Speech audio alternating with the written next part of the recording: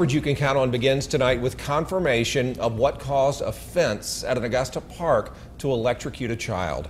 Family and friends of Melquan Robinson went to the Augusta Commission meeting today to demand transparency from city leaders.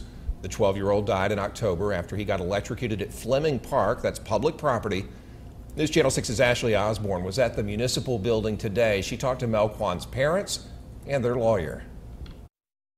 It's just hard. Like every single day is hard to have to go into a new year missing Christmas with my son. Despite their grief, Melquan's parents thank the community for how you've loved their family. And I thank the commissioners and them for just hearing us out and not turning their back on us.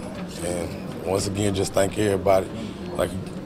Like we said before, this could have been anybody's child. Mayor Hardy Davis publicly renews the commitment to transparency. The family's lawyer says they're glad to hear the city's going to maintain an open line of communication. Everyone, I believe, wants to get to the bottom of this. We had a massive inspection. There were dozens of experts, electrical engineers, contractors. Everyone that had any involvement had someone out there. He confirms the electrical problem that led to Melquan's death. There was a wire that came into contact with the metal pole and caused an electrical current in the area where Melquan happened to be standing near the fence. And says the question now is who is responsible for installing it, maintaining it, and making sure it's safe. You know, our job in any case is to try to help a family in need and to hold those responsible accountable. And that's what we're going to do here.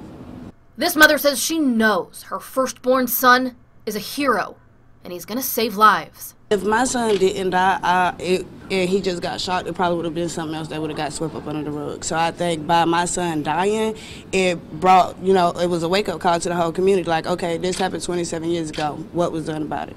It happened again. What was done about it? Didn't happen to my son. He was, out of everybody that this happened to, my son was the only one that died.